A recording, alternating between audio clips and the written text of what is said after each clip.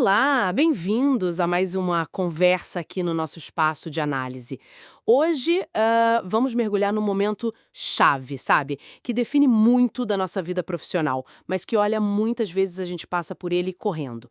A assinatura do contrato de trabalho. Parece só uma formalidade, né? Mas, nossa, tem tanta coisa envolvida. E a nossa exploração hoje vai justamente aí. Com base num material bem interessante do escritório Antunes e Reis, Advocacia, eles dão um alerta importante sobre ler cada linha. A missão aqui é entender por que essa leitura minuciosa é tão essencial e que tipo de, digamos, pegadinhas podem estar ali escondidas. Tudo partindo daquele princípio que a fonte destaca, ok? Vamos lá desempacotar isto. O material é bem direto ao ponto. Cuidado antes de assinar. Entenda tudo primeiro. É isso aí. E olha, esse princípio que o escritório Antunes e Reis Advocacia levanta é de fato a alma da coisa toda. O que não está escrito não existe. Pode soar meio, sei lá, radical, né? Mas no mundo dos contratos, principalmente os de trabalho, isso tem um peso gigantesco. O contrato não é só um papel, entende? É a lei formal entre as partes. É o mapa da relação empregador-empregado e, o mais importante, é onde todo mundo vai olhar se der alguma briga. Essa frase, o que não está escrito não existe, ela é forte, né? Por que tanta rigidez assim num contrato de trabalho?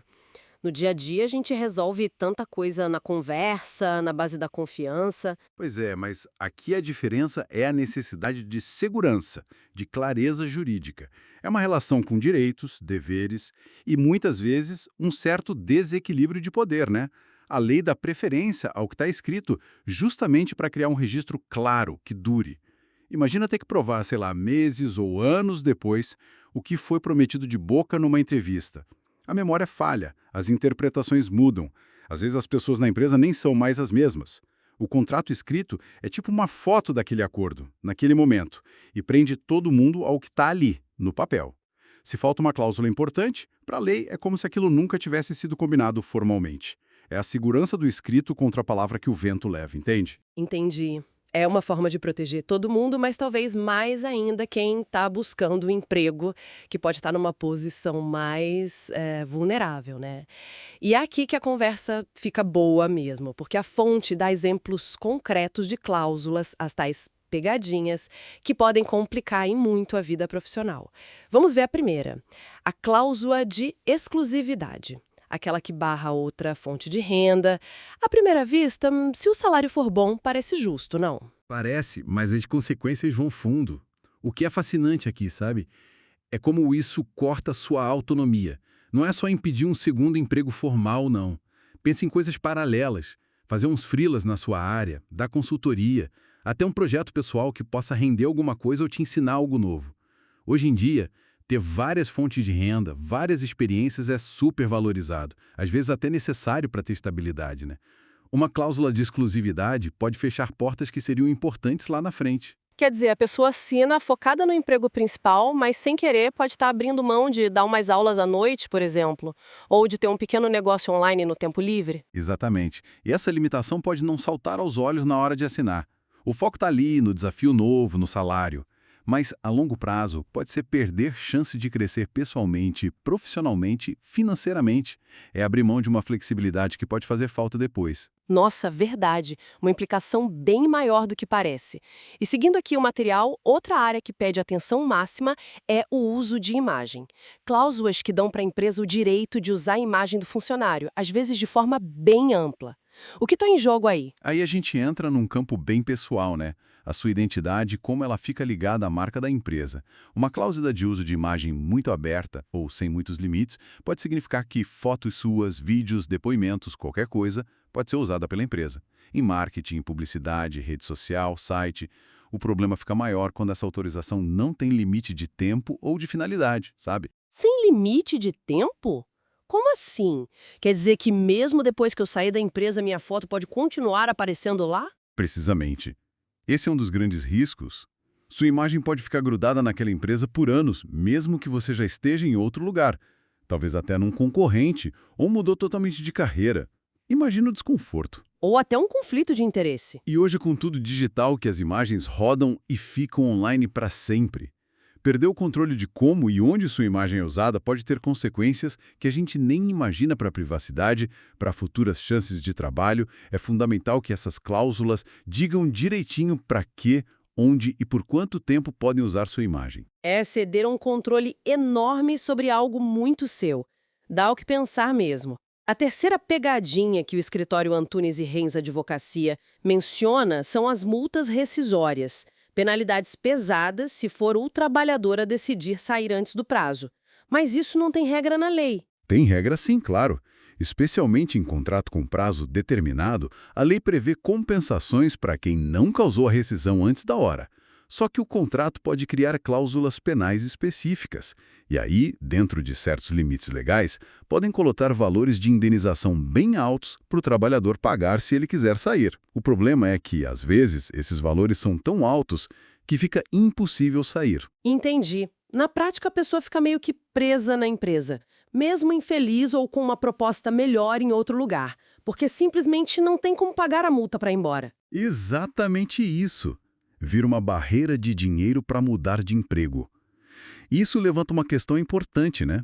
Sobre o equilíbrio de poder na hora de negociar o contrato.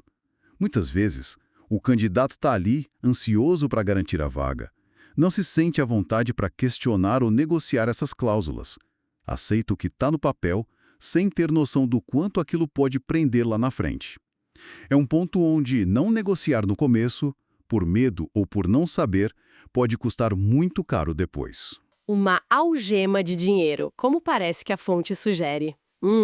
E aí chegamos na quarta armadilha, que talvez seja a mais comum e a que mais irrita. Os benefícios verbais. Sabe aquelas promessas feitas na entrevista, bônus ótimos, comissões altas, aumento garantido, carro da empresa, que depois, olha só, não estão escritas no contrato. E aí não tem jeito, a gente volta para nossa frase-chave. O que não está escrito não existe. Por mais que a promessa verbal pareça convincente, por mais que a intenção de quem promete pareça sincera ali na hora, se não está no contrato assinado, para cobrar na justiça depois, é muito difícil.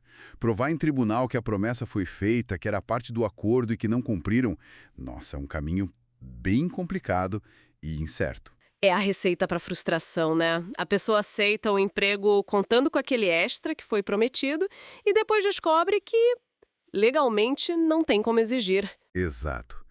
Isso gera uma decepção enorme. Desconfiança pode estragar totalmente a relação de trabalho. Se a gente conectar isso tudo que a gente está falando, dá para ver um padrão, né? A falta de atenção aos detalhes, a falta de colocar no papel o que é importante, pode deixar o trabalhador numa situação bem ruim. Todas essas pegadinhas, exclusividade, imagem, multas, benefícios só de boca têm algo em comum. Poderiam ser evitadas, ou pelo menos diminuídas, se o contrato fosse analisado com cuidado antes de assinar. Então, tá. O cenário parece meio perigoso. Mas, felizmente, a fonte, o escritório Antunes e Reis Advocacia, não aponta só os problemas. Dá também um caminho, um conselho prático. As recomendações são ler tudo com atenção, perguntar o que não entender e guardar provas da proposta inicial. Parece simples, mas como fazer isso na correria? São conselhos que valem ouro, de verdade. E aplicar exige, sim, um pouco de disciplina e talvez de firmeza. Vamos detalhar. Primeiro, ler cada cláusula atentamente. E não é ler por cima não, é sentar com calma, sem aquela pressão do assina aqui rapidinho. Ler o contrato principal, os anexos, aquelas letrinhas miúdas.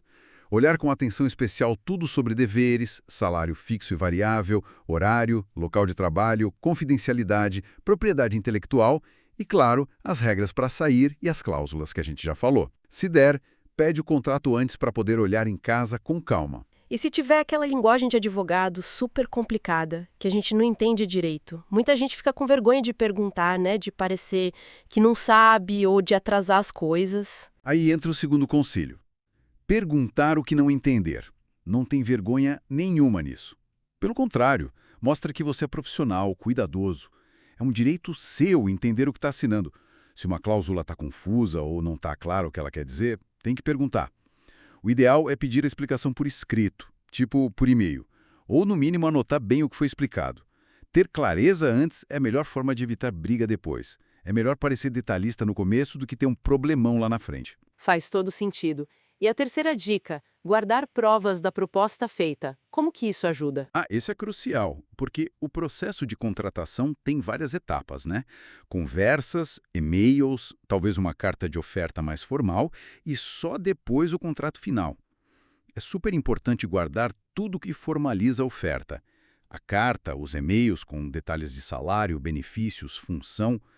Por quê? Primeiro, para poder comparar a oferta inicial com o contrato que veio depois. Para ter certeza que tudo que foi combinado está ali. Se tiver diferença, você tem base para questionar.